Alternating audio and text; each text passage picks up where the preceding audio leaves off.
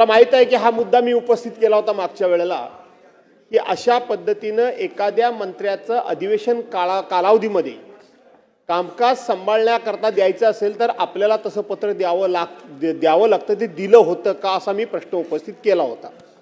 मला माहित होतं की त्यावेळेला आपल्याकडे पत्र नव्हतं, परंतु सचिवांनी मान हलवली, पत्र झालं. पण अध्यक्ष महोदय माझी तुम्हाला विनंती आहे, अध्यक्ष महोदय माझी विनंती एवढीच आहे की ठीक आहे, मुख्यमंत्र्यांनी मान्य केलंय, आपण या ठिकाणी सभागृहाला ते अवगत केलंय, त्याच्यावर आता किती आम्ही बोललो तरी काय फार काय त्यातून काही निष्कर्ष किंवा काय निष्पन्न होणार नाही. पण अध्यक्ष महोदय माझी आपल्याला कळकळीची विनंती आहे, ही प्रथा चुकीची पडतीये. अध्यक्ष महोदय, एखाद्या मंत्र्याचं कामकाज दुसऱ्या मंत्र्यानं कधी सांभाळावं? जर तो मंत्री हजर जिथं नसेल, तो मंत्री कुठे बाहेर गावी गेला असेल किंवा तो मंत्री या कुठेही आवारामध्ये नसेल,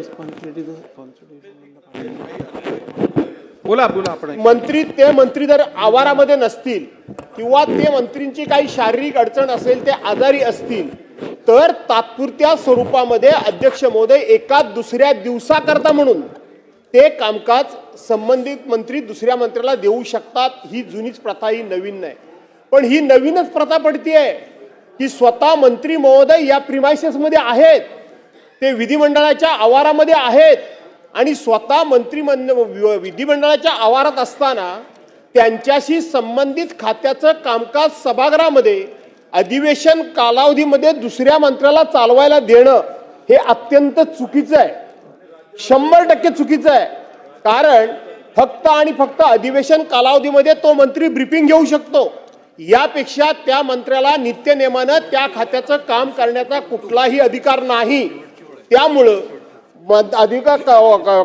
कामगारांनी आपल्या कर्मचाऱ्यांनी लिहून दिलेलं उत्तर ठोक ताळ्यामध्ये उत्तर देण्याच्या पलीकडे तो मंत्री काही करू शकत नाही. आणि म्हणून बोला फक्त आणि फक्त कुठल्याही खात्याच्या संबंधातलं, कुठल्याही मंत्र्यांच्या संबंधातलं उत्तर फक्त सभागृहाचे नेते माननीय मुख्यमंत्री महोदय देऊ शकतात. सभागृहामध्ये काही पेच प्रसंग निर्माण झाला तर एखादे सिनियर मंत्री उभे राहून त्या ठिकाणी हस्तक्षेप करू शकतात. पण सरसकट कामकाज एखाद्या मंत्र्याला चालवायला देणं तुमच्या अधिकारामध्ये, मुख्यमंत्र्यांच्या अधिकारात तुम्ही मध्ये घेतला, पण ही प्रथा पाडू नका अशी माझी कळकळीची विनंती आहे.